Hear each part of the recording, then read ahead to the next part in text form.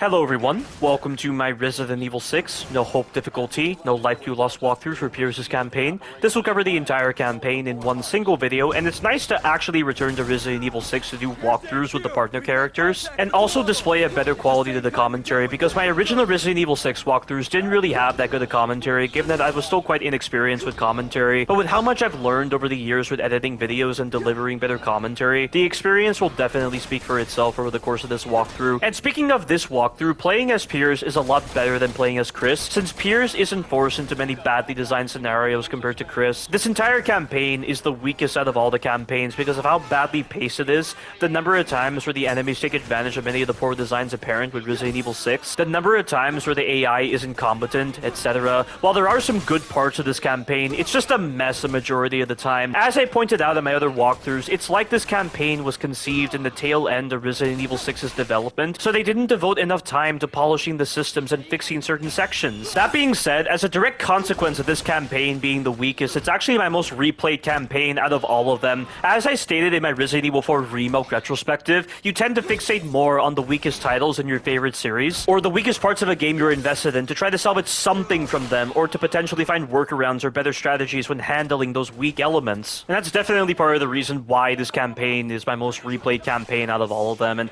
a lot of my subscribers kept mentioning Resident Evil 6, and I talked about Resident Evil 6 quite a bit in my Resident Evil 4 remake retrospective when it came to its story elements, like with how the C virus was created through a combination of an enhanced variant to the T Veronica virus obtained from Manuela Hidalgo and Sherry's G virus, which is why you see traits of both viruses in the mutations you see in Resident Evil 6. So that's why certain Juavo get insect-like mutations, and you also see multiple eyes on their faces. The insect-like mutations are related to the T Veronica virus, and the multiple eyes is related to the G virus. Not to mention the regeneration capabilities of these Juavo. They are able to regenerate many times, which is related to the G virus. And I believe the G virus is described as giving the host the ability to regenerate multiple times when exposed to enough physical trauma, which is why Birkin mutated as many times as he did. However, these Juavo aren't able to regenerate indefinitely because I think it's the result of the T Veronica virus being added, because we know that in Alexia's case, when she utilized her T Veronica mutation, she gained the ability to combust her blood because the blood would combust and be set on fire when it was exposed to oxygen. And in this case, the Juavos, when they are exposed to enough physical trauma, their body heat becomes extreme, and so they disintegrate. And I think that's related to the T Veronica virus. It's very interesting. I mean, I don't understand why old Capcom didn't bother putting this information into the general files that we get in Resident Evil 6, because you have to go on a site called re.net in order to read the full files, because the files you get in the collections of this game are incomplete because they're missing the top half or the bottom half of their pages. And at least you can go on the Wikipedia, because the Wikipedia has all the re.net files. But it was just so much fun to actually read all this information and actually use all this from a Resident Evil 4 remake retrospective when needed. It's just a great example of how in-depth the entire lore of Resident Evil is. I mean, its universe is just so expansive. I've never seen any science fiction-based title have this much depth. I mean, you see all kinds of supposed depth with fantasy game series, but because it's all fantasy, they're just making shit up as they go, and so it's not interesting. But here, they're actually using lore from previous games. They're trying to stay within the confines of reality. That just takes a lot more skill to do compared to your generic fantasy titles. Like, there's no other game series that can compare to the depth of Resident Evil's lore ever. But again, it's still a shame that old Capcom decided to hide all this detailed lore behind a third-party website that's no longer in service. And so without that information, there are certain parts of Resident Evil 6's story that can feel very confusing to a lot of people, and I really don't understand the rationale or the logic behind their decision to hide all that detailed lore behind a third-party website that's no longer in service. They're just shooting themselves in the foot by doing that, and they're going to open themselves up to a lot of criticism in the process. Like, it just doesn't make any sense why they would favor that kind of bizarre model. They didn't favor this kind of model in Resident Evil 5, so why did they all of a sudden choose to favor this for Resident Evil 6? I mean, it's just one of the most confusing moments in old Capcom's history by far. But not much has happened in Chapter 1 so far to warrant discussion, because Chapter 1 is a relatively simple chapter, and it's definitely the better chapter of Chris's campaign. That being said, when you're playing as Chris, and you're doing the part where he's hanging off that beam, and Piers has to protect him, that's one of the worst sections by far, because the AI on this game has to be the worst AI system I've ever seen in a Resident Evil title by far. They're just as bad, if not worse, than Ashley's AI from Resident Evil 4 Remake. And at least in Resident Evil 4 Remake, you can do the sections and deal with the enemies in such a way that Ashley's AI will never be a problem. But in Resident Evil 6, the AI is always an issue. The amount of times the AI draws the attention of the enemies towards you, miss enemies at point-blank range, trigger enemy mutations you don't want, takes so long to get to a co-op door, takes so long to revive you, ignore your commands, get in your way when you're using explosives, don't prioritize the more pertinent threats, etc. I can definitely see what inspired Ashley's AI in Resident Evil 4 Remake, and the fact that people can say that Resident Evil 5's AI is worse than Resident Evil 6 is bonkers. The AI in Resident Evil 5, when you're playing on professional difficulty, is the most reliable AI system I have ever seen in a game. They are more reliable than any person, let me tell you. They are far better than Resident Evil 6's crappy AI system. And you'll notice that I sped up that entire section where Chris is on the beam. Thank God you don't have to waste time babysitting a crappy AI system. If the AI is going to do a terrible job protecting you when you're on the beam, why should I care about them? Any kind of section where you have to protect or be protected by a crappy AI system is a section that embraces poor designs. And this actually leads me onto a tangent worth discussing regarding Resident Evil 6. Because Resident Evil 6 stresses more upon the online co-op experience rather than the single-player experience, more so than Resident Evil 5, its single-player experience is compromised more by the presence of an AI companion. There are parts of Resident Evil 6 that are more obnoxious and more badly thought out than sections in Resident Evil 4 Remake. But that being said, because Resident Evil 6 isn't a genuine single-player experience, the criticisms towards its gameplay sections have to be treated differently to Resident Evil 4 Remake. Of course, when it comes to the story and characters, Resident Evil 6 is far better than Resident Evil 4 Remake. At least it doesn't embrace fantasy garbage like Resident Evil 4 Remake does, and doesn't treat its characters like they're walking mouthpieces, spouting stupid jokes and dumb quotes all the time. And at least Resident Evil 6 doesn't rewrite key BOW incidents into pointless drug cartel missions that have nothing to do with BOWs. The list of egregious and downright silly things that they did to the story and characters of Resident Evil 4 Remake far outweigh the list of egregious things that Resident Evil 6 did with its gameplay and poor designs. I can partially excuse many of the poor designs of Resident Evil 6 as being a consequence of the direction towards an online co-op experience, but with Resident Evil 4 Remake, you can't use the same excuse to dismiss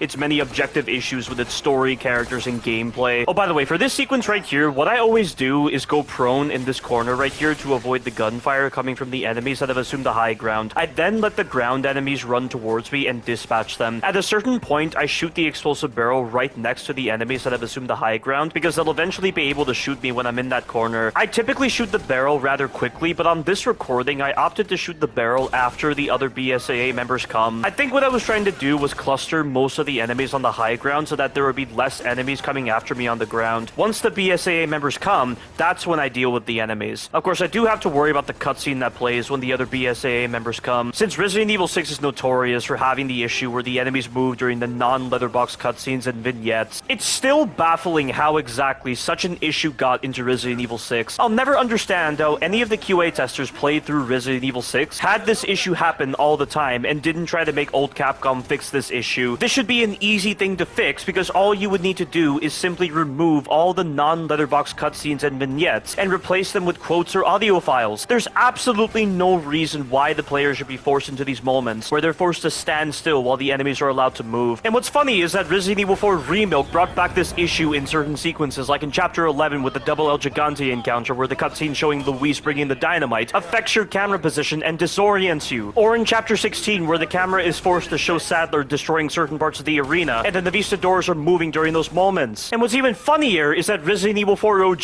did not have this kind of problem. Anytime you had cutscenes playing in the middle of gameplay, the enemies would pause. You would pause as well. It made a lot of sense. If you're going to be putting in cutscenes in the middle of gameplay, pause everything. That's just common sense, but somehow that did not apply with old Capcom when they made Resident Evil 6, and also with new Capcom when they made Resident Evil 4 Remake. But that right there was a counter on this Juavo variant known as a Ruka Serp. I don't know why, but this is the only encounter where the Ruka Serps actually do that vertical slam when you're standing, and when they do that, you can instantly kill them with a counter attack. Every other encounter where you deal with them, they never do that attack, and so you have to waste time stunning them twice, and then just knocking them to the ground, and then stomping their head. Or what you can do is just stun them twice to put them into that hard stun, and then just shoot them in the head, because they can't be cancelled out of that stun animation. I don't really understand why the game turns off certain melee attack animations whenever the Juavos mutate. Like, whenever you put a normal Juavo into a hard stun, and you get behind them, you can do the neck breaker, or you do this kind of animation right here, but you can't do that animation once they mutate. You just end up doing the regular underwhelming coup de grace animation where Chris does that animation similar to the Haymaker from Resident Evil 5, but it's so underpowered, or Piers just does that uppercut. And this applies to both the front and back sides of a Juavo. It just doesn't make any sense. Why would they make the gameplay very awkward like that? There's absolutely no reason why Chris or Piers should be unable to do animations like the neck breakers simply because a Juavo mutates and their head is still intact. You can't even do context-sensitive animations like smashing a Juavo's head into a wall simply because they mutate. It just doesn't make any sense at all. It's such an arbitrary thing with Resident Evil 6's gameplay, and it just makes no sense whatsoever. And what's even more confusing is that there's a mutated Juavo variant called the Glava Schmeck, which is where the Juavo's head turns into that set of pincers that tries to grab you,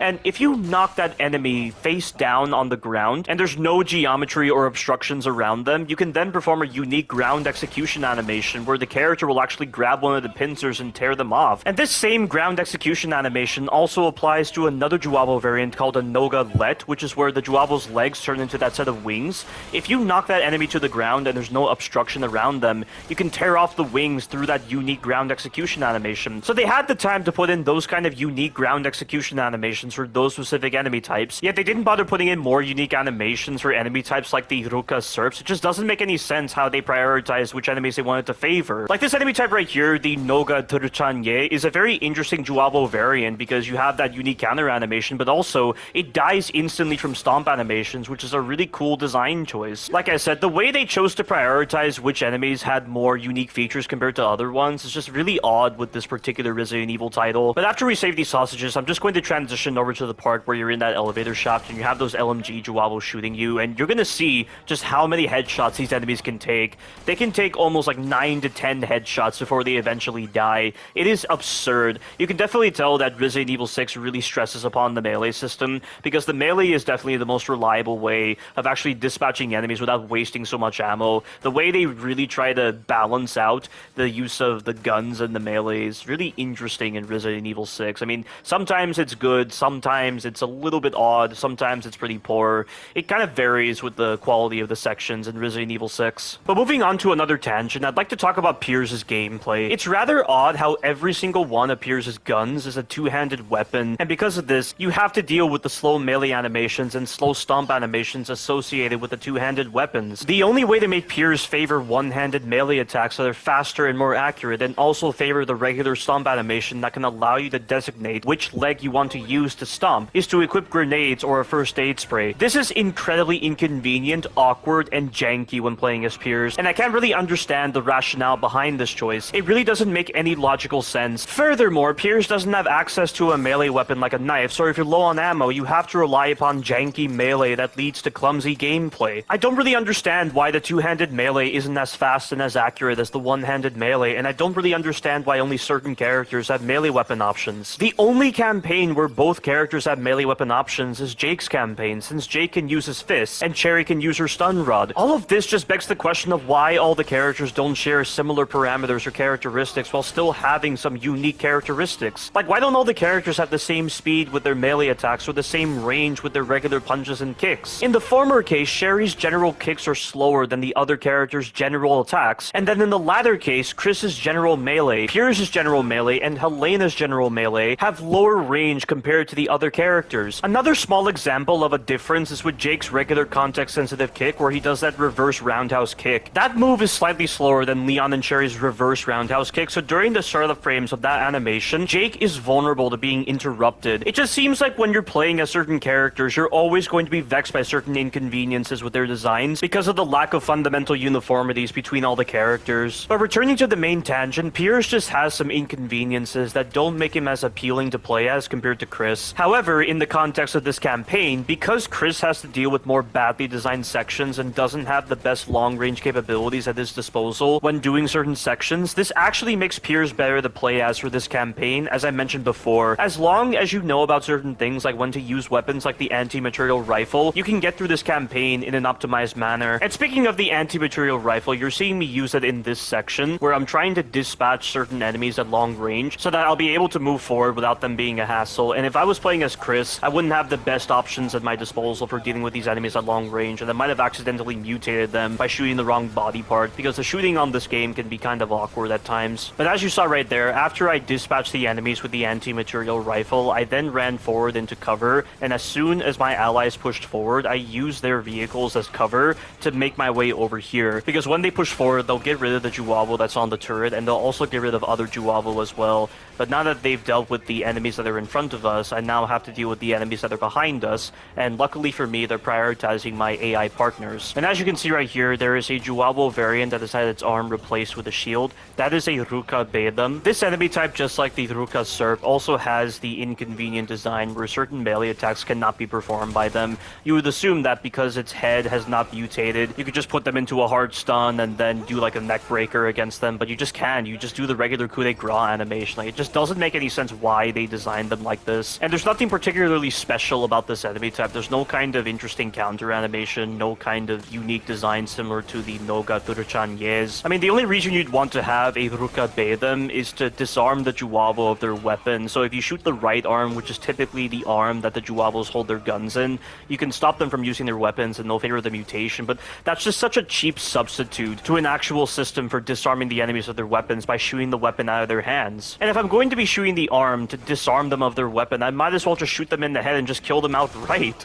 You know, it just doesn't make any sense why they would favor that kind of inconvenient design for actually stopping the enemies from using their guns. I feel like the only time triggering a mutation ever feels practical is when you're getting situations where the Juavo are just remaining at long range and they're not trying to rush you or anything, and you're getting those situations where you don't have the best weaponry to actually instantly kill them with headshots, and so every time you shoot them in the head, they flinch backwards, and then you have to wait for them to get back into your line of sight, and that can be a rather tedious process. So instead, you opt to shoot the arm or the leg to get them to drop their gun and trigger a mutation, which will then cause them to rush you, and so it's a lot easier to dispatch them that way and far less tedious. But such scenarios are pretty rare in Resident Evil 6, and that's really the only situation I can think of where triggering a mutation is actually beneficial to you. But we're at the start of Chapter 2, and Chapter 2 is a complete slog for this campaign. It's just a lot of waiting and slow gameplay. You spend so much of Chapter 2 waiting in specific spots for sections to be done or for progress to be made, so that you're not having to deal with many poor designs present with the enemies and with the sections. I feel like the only parts of Chapter 2 that are decent are this beginning encounter and City Hall. I just like the way this beginning encounter conveys an average day in the BSAA with its music and what we're doing with communicating with HQ.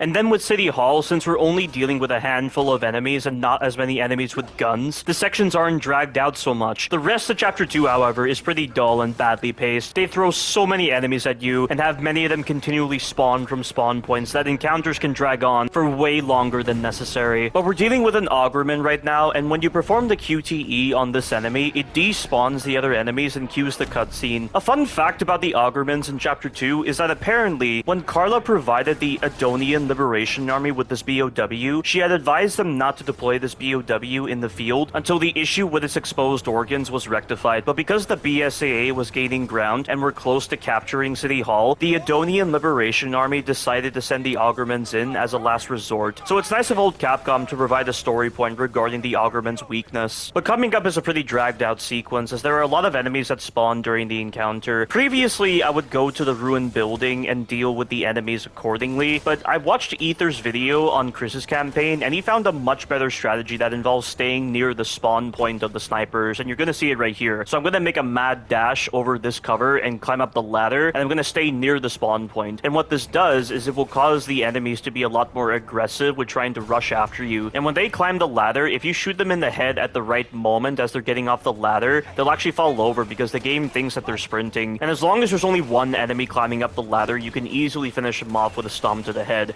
However, in this case, 2 of the enemies decided to climb up, and because I don't have the rapid fire function of the MPAF enabled, I'm not going to be able to finish off these enemies quickly, and I get into a bit of a tough spot right here, but luckily for me, I was able to avoid losing a life cube, and I also used an herb to regain my stamina so that I could do the quick shot. I do find it interesting how Resident Evil 6 was the first Resident Evil game that tried to expand the green herbs functionality beyond just simple healing. Instead of simply healing you, the green herbs can restore your stamina instantly, so you don't have to go into cover or lie down on the ground to regain your stamina at a faster rate. It was a decent start for old Capcom to give the green herbs more of a reason to exist for complementing a no damage mindset, for instance, but Resident Evil 7 is really where the healing items actually had a greater impact in complementing that mindset, since you could convert first aid meds into chem fluid or strong chem fluid using a separating agent, then combine those chem fluids with ingredients like gunpowder, fuel, or supplements to make various ammunition types. It was one of the coolest design choices with Resident Evil 7, and I'm sure you might say that green herbs in Resident Evil 4 OG and Resident Evil 5 could be sold for money, which could complement that mindset, but I don't agree. It's not what I'm talking about. While it's true that healing items in Resident Evil 4 OG and Resident Evil 5 could be sold for money that could be used to purchase weapon upgrades or new gear, this doesn't reflect the kind of expanded item functionality I'm talking about. Not to mention the merchant and store system in Resident Evil 4 OG and Resident Evil 5 are entirely superfluous systems. But back to what I was saying, selling a healing item for currency is an external economic action that removes the item from gameplay entirely. The healing item is still only serving one purpose, which is just to heal you. It's not shifting roles or being integrated into new mechanics in Resident Evil 4 OG and Resident Evil 5. However, in Resident Evil 6 and Resident Evil 7, they at least introduced systems where healing items gained internal versatility. In Resident Evil 6, the herbs can be used to restore your stamina, which affects the moment-to-moment combat. Resident Evil 7 then went further by allowing first aid meds to be broken down into chem fluid or strong chem fluid using a separating agent, which would then allow you to combine the different chem fluids with other resources to create different ammunition types. This actually represents a true functional expansion where the healing item's role diversifies within the gameplay itself rather than just being a simple resource or trade like in Resident Evil 4 OG and Resident Evil 5. And it sucks that in the games after Resident Evil 7 they reverted back to the old model where the healing items are nothing more than resources for trade, or they don't serve any kind of purpose whatsoever when trying to get through the games without taking any damage. It's a minor thing, but it still sucks either way, and we've just done that sequence with the enemies. Now we just have this time sequence where Finn's planting the explosives, and it takes so long to do,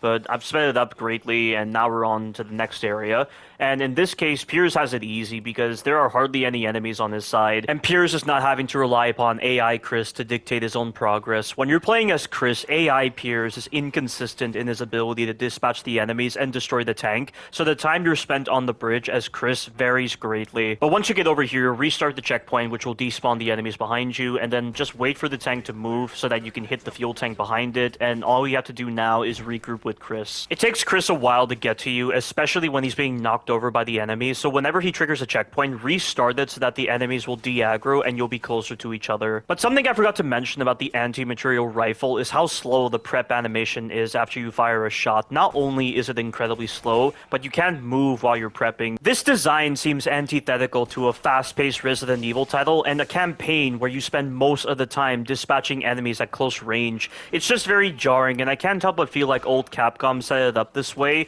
to make people find out about the weapon swap trick that allows you to fire weapons faster and bypass slow animations. That's why I'm able to fire the anti-material rifle as fast as I can, because I'm swapping weapons after every shot. This also applies when you swap shoulders, so if you swap shoulders, you'll also bypass the slow animations in the same way. Shoulder swapping is especially important for weapons like the grenade launcher because it allows you to fire the grenade launcher super fast. It's mandatory that you do this for certain bosses in Chapter 3, mainly the chopper bosses, because the chopper bosses in Resident Evil 6 are the worst bosses in this entire game. They represent pre-alpha levels of lacking quality, just as bad as certain bosses in Resident Evil 4 Remake.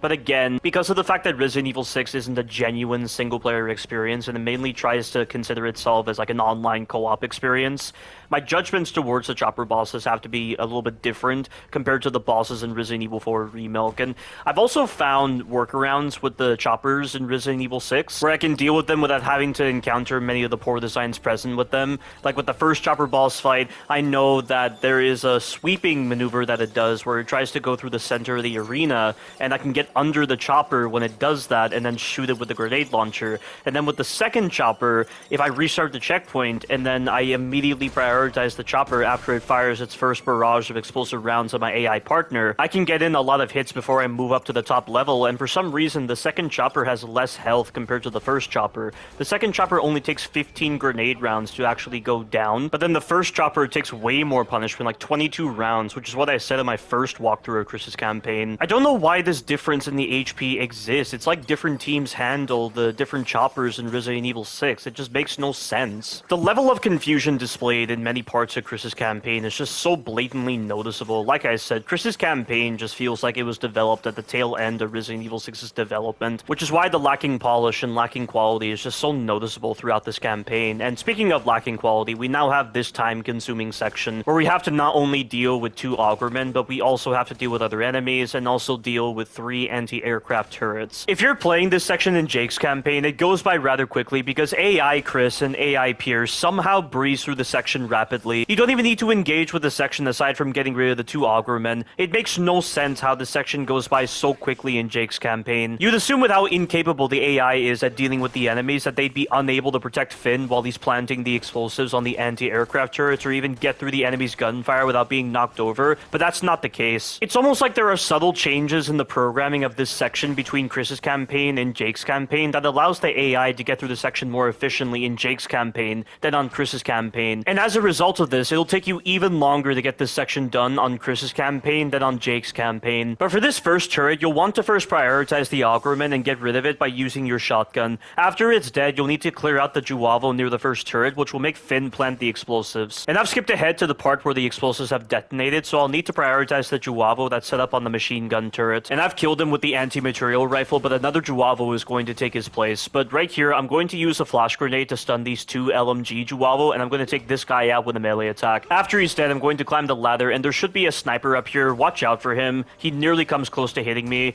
but I'm going to roll out of the way, take him out with the MPAF. And another Juavo is set up on the machine gun turret, so I'm going to have to deal with him because he will shoot Finn. I'm going to aim with my anti-material rifle, but unfortunately, the sensitive and badly set up nature to the roll animation while prone gets in my way. To roll while prone, you simply aim and move the left analog stick left or right, but the game has so much trouble recognizing if you want to move slightly to the side or roll, so you accidentally roll in the process because of how dumb the input is. But right now, I'm not even going to attempt to shoot these enemies as my AI companions are holding off the enemies, and there are all sorts of things that could happen that would result in me taking damage. But Finn manages to destroy the turret, and we can move on to the underground passage where there are a couple of Juavo. It can be tricky to see them because of the way the lighting is in Resident Evil 6, but they're generally in the same locations. But this final turret coming up can be easily destroyed if you have 1 grenade and you use it after restarting 1 checkpoint. And like I said before, the Juavo that man the machine gun turret have to be dead before you get to the checkpoint that occurs when you leave the underground passage. If you don't kill them, they'll be alive after you restart the checkpoint and will attack you as you're trying to destroy the final turret. Again, going back to Jake's campaign, how is it that AI Chris and AI Piers never get assaulted by the machine gun turret Juavo or any other Juavo like the sniper Juavo? They instead just breeze through the section like it's nothing. It's really confusing how that's possible. But I'm gonna go off on another tangent, and I'd like to talk about Resident Evil 9 and the ruins of Raccoon City because a lot of people are confused with how so much of Raccoon City is still intact even though the thermobaric missile strike from Operation Bacillus Terminate engulfed the entire city. I was previously one of those people that was confused by this as well, and I still hold some reservations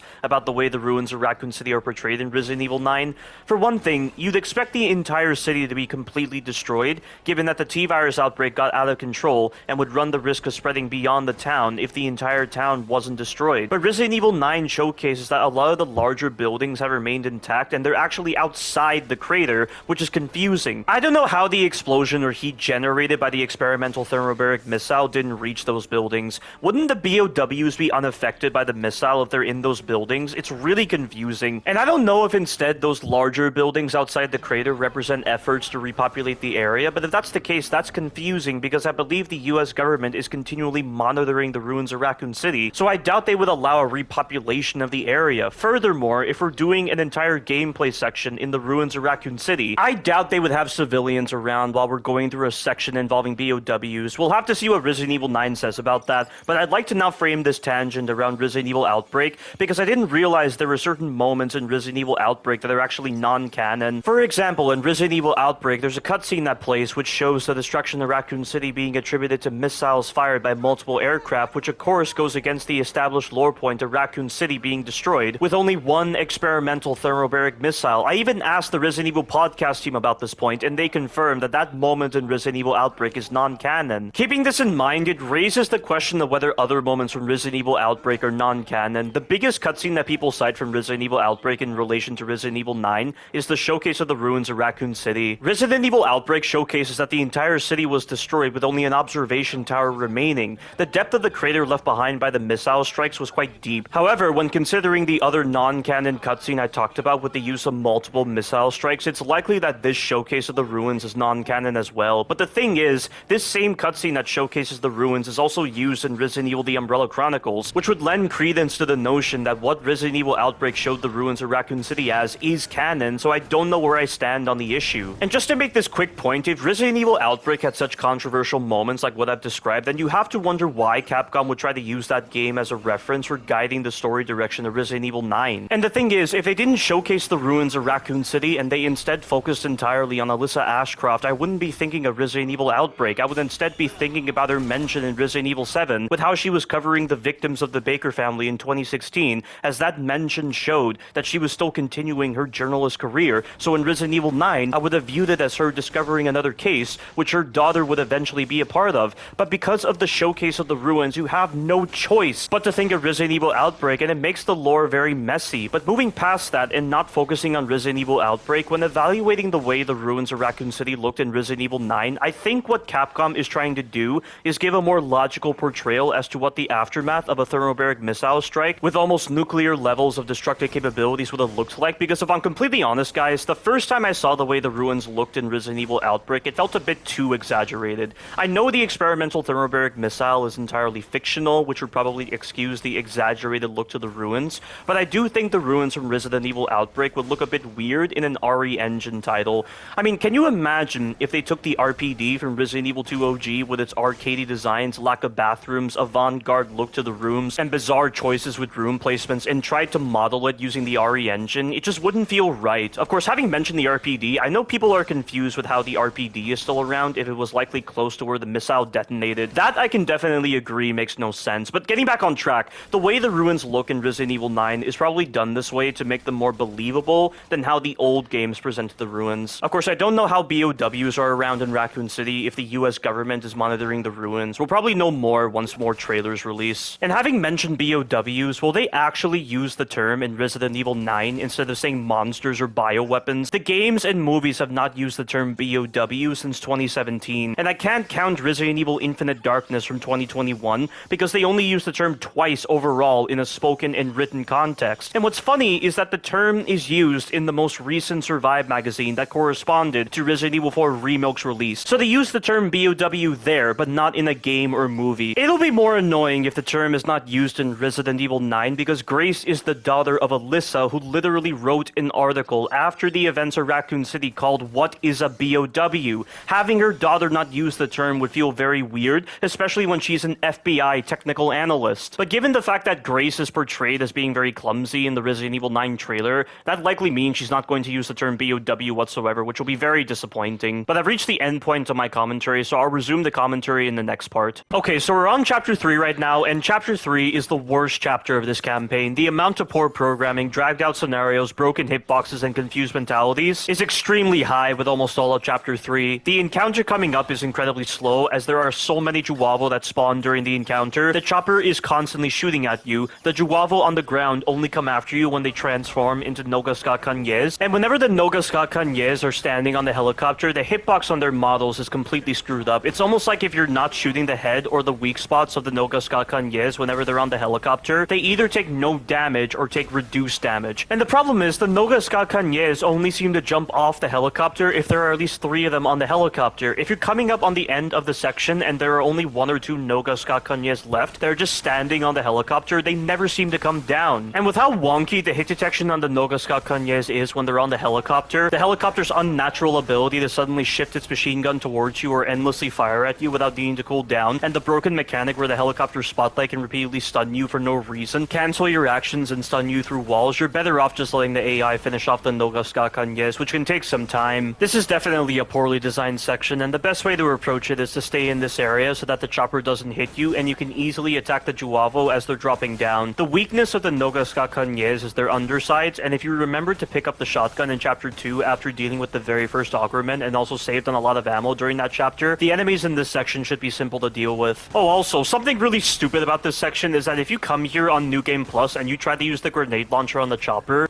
will be set on fire, but it will not sustain any damage. Why you can set it on fire here but not even destroy it is beyond me. Even if you can't destroy it here, you should at least be able to weaken it enough so that when you get to its boss fight, you can destroy it in one hit, but it doesn't work like that, which is so dumb, so you're forced to go through a badly designed boss fight. And while it would be cool to be given the option to finish off the chopper before its boss fight, this doesn't excuse its poor designs. It's just like with Ramon from Resident Evil 4 Remake, where he was one of the most broken bosses ever in the entire Resident Evil series, and instead of actually fixing and polishing his encounter, New Capcom opted to give players the chance to use a literal Easter egg to finish him off quickly by using 2 golden eggs to kill him in less than 10 seconds. That is a fine example of laziness, but unfortunately, it's far more preferable than dealing with Ramon normally. And speaking of the chopper boss fight, we're actually on the encounter right now, so make sure you pick up all the grenade launcher ammo before the chopper comes back, and then you need to set up in this central area right here. What you're essentially going to do is after you get a breather where there aren't any Juavo around, you're going to wait for the chopper to set up in certain positions and then go out into the open. When you go out into the open and you stand in the right spot, this will most likely cue the chopper to perform this sweeping maneuver across the center of the arena, where it will try to shoot you with the machine gun and explosive rounds it fires. While it's in the middle of doing this, you can hit the chopper from underneath. Getting the chopper to go the right distance with its sweeping maneuver depends on where you're standing prior to its sweeping maneuver, which is why I stressed upon correct positioning. This is really the only way to hit this chopper without getting screwed by bad hitboxes on the explosive rounds. The biggest problem with this strategy is your AI companion. If your AI companion wasn't around, this would be far less cumbersome, but because they are around, they can accidentally attract the chopper's attention and draw the explosive round fire towards you, which leaves you vulnerable to a bad hitbox. As such, you're having to spam commands like the follow me command or the wait command to ensure they're not running around like headless chickens. And I do mean spam, because as I said before in Chapter 1, the AI is very resistant to following your commands. They're too slow to actually obey your commands, or they'll suddenly return to a neutral state after following your commands for a few seconds, which makes the command system incredibly clunky and useless in this entire game. So overall, it's not even the boss you're fighting, it's the incredibly broken and janky systems that play with the hitboxes and partner commands. Not to mention you're also having to deal with Juavo that have more health than usual and only serve to be nuisances in this encounter. Every time you deal with them, you pretty much have to run back to the area where the grenade launcher was, get your AI partner to follow you and not be distracted by the Juavo or the chopper, then deal with the Juavo before you're able to deal with the chopper. Everything together makes this encounter incredibly miserable, and I don't understand how old Capcom expected the average player to recognize the sweeping maneuver this chopper does as being a point of vulnerability. In my case, it wasn't until sometime after August 26, 2023 that I actually realized I could punish the chopper when it does its sweeping attack, rather than having to wait for it to deploy enemies for Jake and Sherry. The level of confusion on display here with this boss is just insane. Like I said before, this boss is just as bad, if not worse, than certain bosses in Resident Evil 4 Remake. But also remember that this encounter is taking place in a game that doesn't feel like a genuine single-player experience compared to Resident Evil 4 Remake, so my criticisms towards this encounter have to be approached differently in a way that might seem like I'm providing some leeway. If I was doing this with a capable co-op partner, this encounter would play out very differently. But just to commentate on what's happening, right now I'm standing out in the open because I don't see any Juavo at the moment,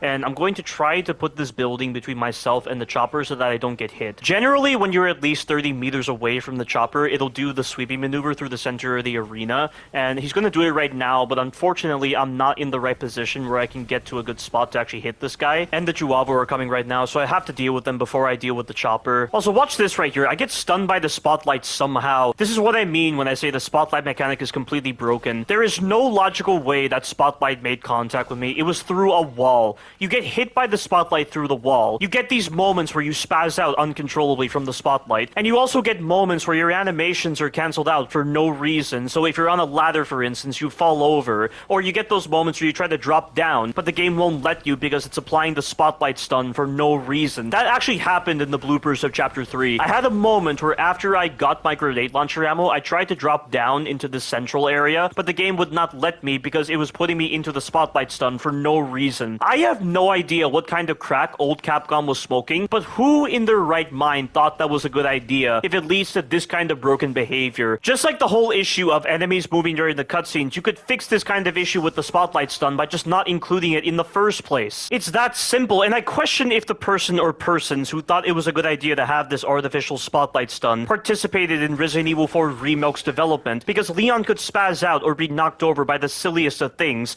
like with the chickens or with the general sprint animation that the enemies do in Resident Evil 4 Remake. All of this is just confusing to understand, with why these ludicrous ideas for mechanics cross the developers' minds, and that's all I can say right now. But I'm gonna go on a different tangent, and I'd like to talk about another game I'm interested in playing in the future, Silent Hill F. So Silent Hill F, if you don't know, is a Silent Hill title being set in Japan that's disconnected from the rest of the Silent Hill series, which doesn't really say much because the Silent Hill games have always been disconnected from one another and don't really exist to complement each other or contribute to an overarching narrative. And I don't think the developers are capable of taking this seriously anyway, since they always favor joke endings in their games. But Silent Hill F had some of its gameplay revealed in brief snippets, and I have to say, not only does Silent Hill F not look as good as Silent Hill 2 Remake, but its gameplay looks about as goofy and silly as the old games. In Silent Hill 2 Remake, the enemies actually flinch from your melee, aside from moments where they hyper-armored for no reason. But in Silent Hill F, it doesn't look like the enemies flinch whatsoever, which makes the game look rather outdated and unfinished. It's almost as silly as those moments in Silent Hill 1 where you try to hit those demon children in the school with the pipe and they don't flinch or show any kind of noticeable reaction, which defies all logic. And if they're not putting in the effort to refine such stun systems with enemies and making the gameplay seem quite clunky, then it's going to lead to a heavy emphasis on gaming the system and using technical knowledge to bypass or mitigate certain issues with the sections. So basically the gameplay of Silent Hill F looks downgraded from the gameplay of Silent Hill 2 Remake, but of course to some people, they don't even care because they're like, oh, Silent Hill is not about the gameplay, which is such a confusing statement. If it's not about the gameplay, why bother favoring a game format? Saying it's not about the gameplay sounds on par with saying that it's better to watch someone else play the game rather than playing it yourself, which means it's better to not spend your hard-earned money on the game. Also, how am I supposed to be tethered to the narrative if the gameplay sections, enemy designs, and pacing of the sections aren't being treated with care? That's the kind of confusion that results when you're saying a game isn't about the gameplay. But getting back on track, as far as enemy types go, the enemies look kind of interesting, and you can really tell that a Japanese developer handled the designs, as the enemies don't feel designed like typical Western horror manifestations. But I know I won't be thinking as much about that after dealing with them multiple times. Aside from that, you'll probably be spending more time just mindlessly running past the enemies or finding holes in their programming to get through sections in an optimized manner and to reduce the time spent in tedious gameplay like in the older Silent Hill games. Outside of gameplay, I hope the voice acting is actually improved in Silent Hill F, given that the characters speak Japanese. Every single Silent Hill game has atrocious voice acting, and Silent Hill 2 Remake was no exception. For a 2024 game, Silent Hill 2 Remake should not be embracing atrocious voice acting. And I do mean embracing, because I actually saw the Silent Hill 1 developer video, and they said the poor acting was intentional to invoke confusion in the player, which has to be one of the stupidest forms of reasoning I have ever heard. You think anyone playing Resident Evil 1, for example, heard lines like the Jill sandwich line or other forms of poorly acted lines and thought, oh, there's probably a lore reason for this? No! They found the lines to be incredibly poor or goofy. When you're going through any kind of experience in the game, especially experiences that have emotionally poignant moments, and you design pre-established characters rather than making the player the actual character in the game, such pre-established characters have to have good voice acting to make them sound like humans and actually keep the player invested in the story. How am I supposed to feel emotionally invested during some emotionally poignant moments with James, Mary, and Maria if these characters are saying nonsensical lines, talking like robots, not asking the right questions or responses, and not articulating and enunciating certain words or sentences in a way that feels human? Do you have any idea how much the poor voice acting of Silent Hill 2 Remake caused me to laugh out loud and mock the characters? I simply fail to see how I'm supposed to be invested in any Silent Hill story when the voice acting is this bad. And the statement from the Silent Hill 1 director where he said the poor voice acting is intentional is probably him saying this after the fact just to excuse the lacking technology and poor direction of voice acting in the 90s. But then to seemingly make that a standard for the rest of the Silent Hill series, why try to keep up this illusion? You think you can excuse poor voice acting with a lame excuse in this generation? Poor voice acting is poor voice acting, and it needs to be called out. Like with how I called out the poor acting of certain characters in Resident Evil 4 Remake, like with Ada. This was something I talked about in version 1.2 of my Resident Evil 2 Remake Leon 2 scenario walkthrough. At least the directors of the older Resident Evil titles had the balls to admit the reasons for the poor acting in their old games, and also, the older Resident Evil Evil games like Resident Evil 2 OG and Resident Evil Code Veronica X had good voice acting at times. But in Silent Hill's case, you find good voice acting 2% of the time, it feels like. But getting back to Silent Hill F, assuming one of the reasons for the poor acting in the Silent Hill series was due to difficulties going from Japanese to English, it's possible that Silent Hill F won't have poor acting because English isn't the primary language, so I'm hoping this is the case. But basically, there seems to be some good and bad elements with Silent Hill F, and it'll probably be interesting calling out these good and bad elements in my blind playthrough.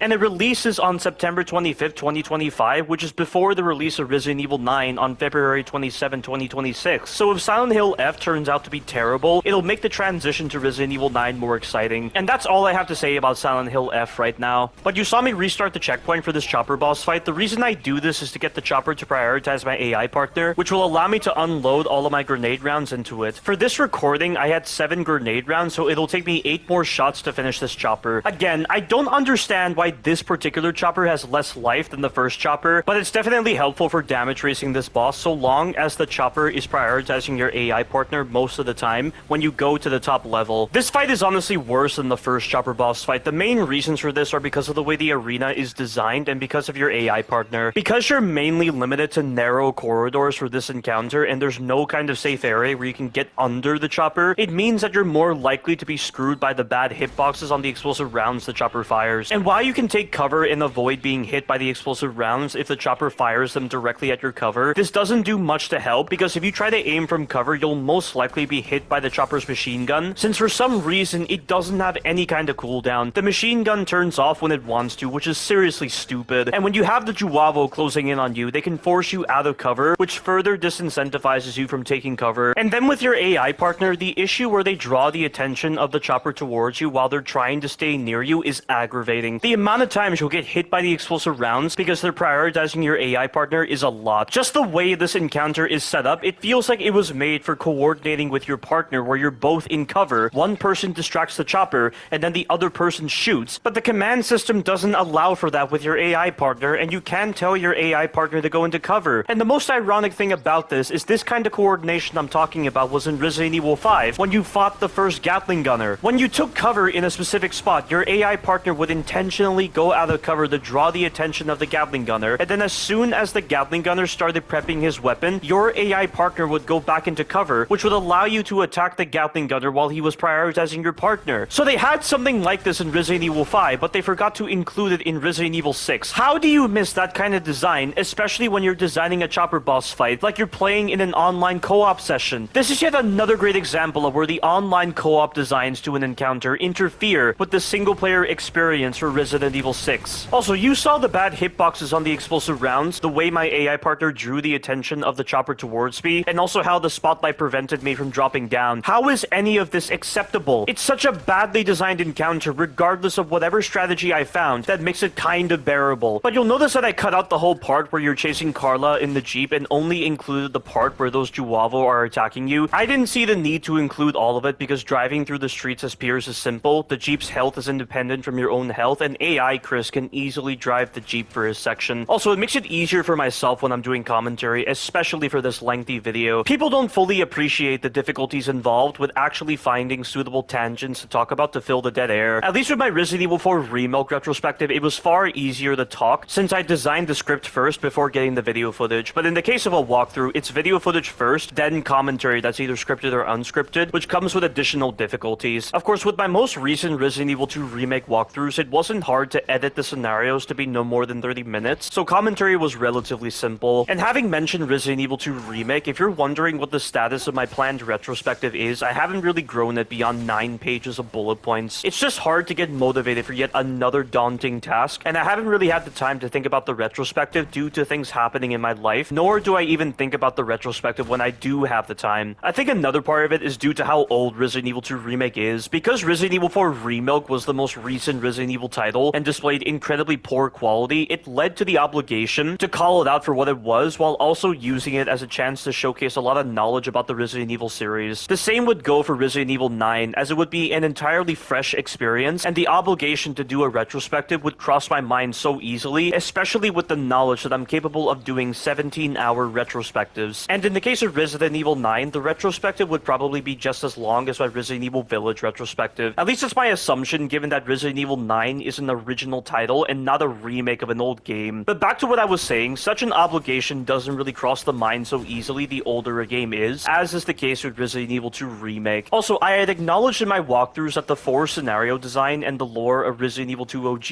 and Resident Evil 2 Remake would make finding the right structuring to my retrospective very difficult, so I'm still kind of stuck in that state of mind. I guess that's also part of the reason why I'm focusing on walkthroughs of Resident Evil 6 instead, just so this side activity would give me the time to think about my retrospective in the back of my mind, while still giving you guys some content to look forward to. Of course, the other reason for focusing on the walkthroughs of Resident Evil 6 is to showcase updated commentary and strategies that showcase my present mindset and experience. But basically, it's unclear when I'll devote more time to my Resident Evil 2 Remake retrospective, and with Resident Evil 9 coming in February alongside other trailers and potentially a gameplay demo, it only decreases my motivation to focus on the Resident Evil 2 Remake retrospective. And I heard that on June 26th, Resident Evil 9 is going to get some attention, so I'll definitely make a reaction video for that showcase. But we're on Chapter 4, and we had gained access to the semi-auto sniper rifle earlier in the chapter. The semi-auto sniper rifle kind of makes the anti-material rifle pointless. I mean, it still has better knockback than the semi-auto sniper rifle, which is why I was using the anti-material rifle to deal with the Chihuahua coming after me by knocking them off the platforms. But in terms of weapon sway, I'd say the semi-auto sniper rifle has more stability. Also, Piers has it easy for this section. He deals with far less enemies, and he's not having to be protected by AI Chris. If you're playing as Chris in this part, it's completely random whether you're going to cross the beam unscathed, since AI Piers is slow to take out the enemies, just like in Chapter 1. Well, also, this part is pretty dumb. Before you've even gained control of your character, you could have already been knocked to the ground, which happened here, so I was forced to restart. You literally have to spam dodge to avoid being hit by the plane. Either that, or you can somehow force your AI partner to drop down and trigger the plane instead by aiming at an enemy and pressing circle. But this only really works upon the first instance of getting the checkpoint and if your AI partner chooses to obey your commands. But having done this entire part, we now make our way over to this series of corridors that have minor skirmishes with the enemies. This series of corridors represents one of the best opportunities to use your grenades and flash grenades. You should still try to save up on flash grenades for Chapter 5, as some of the encounters can be lengthy without them. As for the regular grenades, you can use them to a greater degree here, as the grenade launcher is a better choice for dealing with certain parts of Chapter 5. In fact, the acid rounds that I'm about to pick up here are useful for dealing with tune the pods in Chapter 5. And that's really the only part where acid rounds are able to be used, because their drop rate is quite low, though not as low as the nitrogen rounds. Nitrogen rounds are almost impossible to obtain consistently, and I only got them during the first encounter with Chaos. And speaking of Chaos, because I'm playing as Piers and I don't have access to a melee weapon, it means that if I end up running out of ammo on Chaos in its first encounter, I'll have to awkwardly resort to Piers's general melee attacks to actually damage Chaos. And you can imagine how incredibly stupid and clumsy that looks. I can't say I understand why they would design Piers's approach to Chaos's first boss fight like this, where they stress upon ammunition to an unrealistic degree, because what if you weren't getting ammo from the boxes scattered around Chaos's arena and instead got skill points? That'd be problematic for the player. I mean, on this recording, the only kind of ammunition I ever got from the crates in Chaos's arena are pistol ammo, grenade rounds, nitrogen rounds, and a flash grenade, which is an example of what I'm saying. I mean, it's never happened to me where I've had to resort to janky melee for Chaos, but I came dangerously close to that kind of lacking mechanical harmony and mechanical incoherence for this recording, which would have led to an incredibly stupid encounter that lacked any sense with its designs. Such lacking sense could have been mitigated a bit by giving Piers a melee weapon, which goes back to what I said previously. There are certain inconveniences that players have to deal with when playing as certain characters, because the characters don't have many fundamental uniformities between them. It's almost like they designed Chaos's first encounter this way for Piers, because in the second encounter, Piers ends up using his enhanced C-virus infection to generate bolts of electricity instead. That's the only logical thing I can think of with how they designed Piers's gameplay with Chaos. And that's all I can really say regarding this particular tangent. But moving on to another tangent, I'd like to go back to Resident Evil 9 and talk about a confirmed feature of the game. So Resident Evil 9 is offering the ability to swap between the first and third person modes, just like with Resident Evil Village. In my case, I only ever played in first person with Resident Evil Village, given that it was the perspective the game was designed for. Also, there were certain hitbox issues that were introduced with the third person perspective. Attacks that you could normally avoid without any hassle on the first person mode suddenly hit you every time. This was the case with Bella's jump attack and also with the horizontal attack the Lycans did. With Bella's jump attack, you had to run to the left to avoid the move, but on the third person mode, she would hit you for no reason. And with the Lycan's horizontal attack, you could crouch under it normally on the first person mode, but on the third person mode, it hit you even when you did this. Something happens with Ethan's model when you swap between the perspectives, and and because of this experience I went through with Resident Evil Village, I imagine the third-person mode in Resident Evil 9 may introduce issues not seen in the first-person perspective or vice versa. Not only that, but the third-person mode made the enemies feel small in relation to Ethan, whereas the first-person perspective actually complemented the up-close encounters with the enemies and made the enemies feel tall and menacing. This also made things in the environment like tall buildings feel larger. So this minor thing makes me want to favor the first-person perspective. And to be fair though, I don't think this view on the enemies specifically has to do with the camera perspective in general, but more so due to me being used to the way the enemies looked from the first-person perspective at launch, and then having this sudden introduction of the third-person perspective later down the line, making the changes for the enemies feel more noticeable. So I'll probably not feel the same way with Resident Evil 9, given that this camera swap feature is being introduced at launch. But we're on this section with the Rasclapagne, and typically whenever the doors lock me inside the kitchen, I would restart the checkpoint to only have one Rasclapagne inside with me. For this recording, I didn't need to restart the checkpoint. Rasclapagne are notorious for taking advantage of the non-letterbox cutscenes to grab you. At least for this campaign, it's only the kitchen that has the more annoying non-letterbox cutscene. And also, for the moment in the kitchen, whenever the boat shakes due to Carla mutating and attacking Ada in her campaign, it causes Chris and Piers to stumble, but not the Rasclapagne. This is also another reason why restarting the checkpoint is important to bypass the stumble. Just to rank all the Rasclapagne sections in the campaigns, Leon's is the best, Chris's is the second best, Ada's is the third best, and Jake's is the weakest. Jake's Rasclapagne section is the weakest because of not only the numerous non-letterbox cutscenes that force you to restart every time you pull a switch, but you also have to jump to this one elevator occasionally in order to get to certain rooms, and your AI partner can be slow to get on the elevator. So you can get to a switch before your AI partner and potentially get overwhelmed by the Rasclapagne because of your AI partner being slow. It is a pretty bad section, let me tell you. But we have this aircraft carrier section, and I've negated the part where you're in the plane because it's simple as Piers. As for this part, it's pretty dumb as Piers because AI Chris has so much trouble prioritizing the more pertinent threats and keeping the enemies off of you while you're trying to blow up the shipping containers. Because of this, you have to make sure every enemy is dead before you start planting the explosives. But I've done all that, and now we can move on to Chapter 5. And Chapter 5 at the start is pretty annoying for Piers because you have to spend so much time waiting for AI Chris to actually activate the power to the elevator. And there are also two RPG guys that hit me so many times, so you have to make sure you deal with them before you make your way over to the elevator. And trying to get the angle on them where you're able to hit them with your sniper rifle without being shot by the enemies can be tricky. But there's the first rocket launcher guy. I take him out, and then the other rocket launcher guy is on this walkway that's around this corner. So I'm trying to use a flash grenade in order to stun the enemies and also use a grenade to take out any enemies around the corner.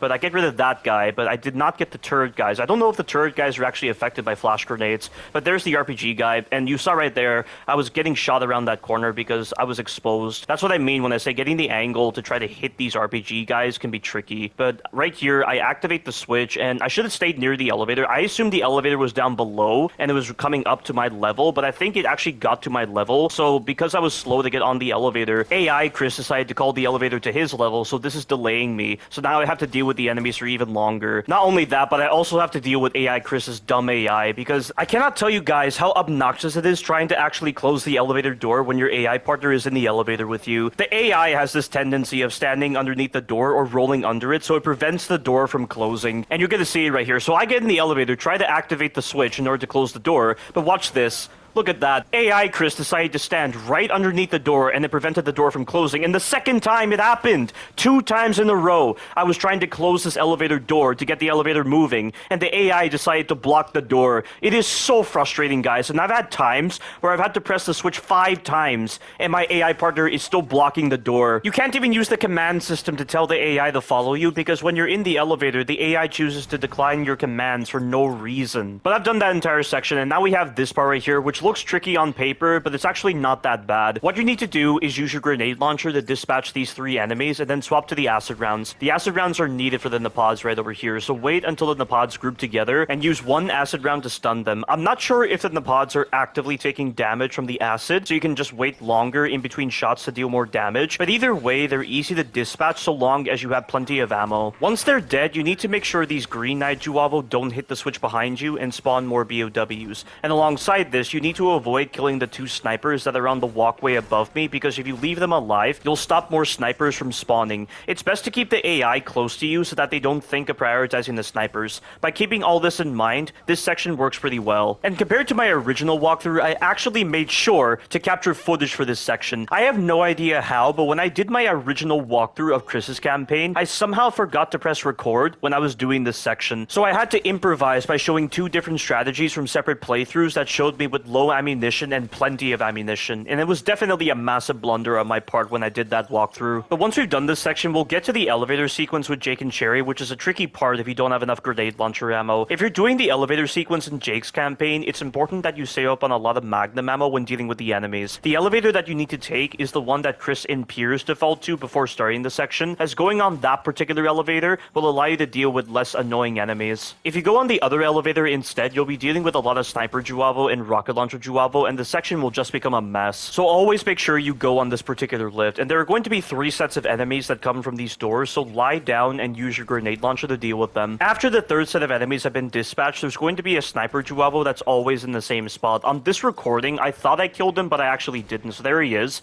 So I'm going to shoot him, and somehow this doesn't kill him. I fired 2 grenade rounds right next to him, and he's still alive. And when you ascend to the sniper's level, another sniper could be aiming at you, and another set of enemies will drop down onto the platform like right now. So I avoided that sniper. He's right behind the cocoon, but I'm going to take the time to dispatch these enemies. And once they've been successfully dealt with, I'm going to deal with the sniper, and he's aiming at me right now, but luckily for me, I'm inside of iframes, so he can't damage me, and there he is, but my aim was off, so I have to use 3 grenades in order to kill this guy. Now that he's dead, I'm going to prioritize the enemies that drop down onto my platform, and then once they're dead, there's going to be 1 enemy that I have to kill with the grenade launcher at a distance, and this will be the end of this really tough sequence. At least in this game, I have to care about my weaponry and know when I'm supposed to use certain weapons, unlike in Resident Evil 1 Remake, which was entirely designed for knife only. If I didn't save my grenade rounds for the elevator sequence, I would have been screwed royally. But I've shortened the entire chase sequence with Chaos to just the moments where you have to shoot his head, and now we're on his first encounter, which is very simple. If you stand in front of Chaos, he'll be forced to expel acid onto you every time, which leaves him vulnerable. If you're using the grenade launcher, you have to keep your distance and hit him while he's turning in a different direction, since he's incredibly vulnerable when he turns. And like I said before, feel free to unload everything you've got into Chaos for this encounter, since this is the last time Piers will be able to use his guns, and he'll instead be able to fire bolts of electricity thanks to the enhanced C-Virus mutation he gives himself. But we do have this chase sequence right over here, and don't worry about it so much. The game gives you the exact amount of ammunition you need to do this, and just use your acid rounds against the arm. The grenade launcher is largely useless against Chaos in this final encounter, and it's just better to use the shotgun if you're playing as Chris. But I've skipped ahead to Chaos' final encounter, and it's very simple. You just need to destroy the weak spots on his sides, destroy his lower torso, use the charge attack in order to destroy his shell when he tries to heal himself, and then stab his vital organs 3 times. It's worth mentioning that whenever you fire the bolts of electricity as Piers, you do lose HP. Given that this is an intended design choice, any damage I take as Piers in Chaos' final encounter will not be counted against the no life cube loss restriction. And you might notice that the bolts of electricity don't fire in a straight line. You've got to bear this in mind when shooting Chaos. Also, when Chaos is on top of these structures, do not try to bisect him. Only do so when he's on the ground level, because you won't be able to force him out of his cocoon or stab his vital organs. It'll just be a waste of time. Also, I don't know why the game spawns in ammunition for Piers when he can't use his guns. That just seems a bit silly, but I did get a flash grenade, and flash grenades are super effective against Chaos in this encounter. It feels like Chaos gets stunned for like 7 seconds. It's crazy, and you can easily lay into his weak spots in the process. And I've just done the entire boss fight, and also, this part right here, I actually failed for the first time, because for some reason, AI Chris decided to go backwards, and he ended up dying from the falling platforms. That's never happened to me before. But this effectively concludes my Resident Evil 6 No Hope Difficulty, No Life Cube Loss walkthrough for Piers' campaign. Stay tuned for the other campaigns. Thank you all for watching, and you take care now.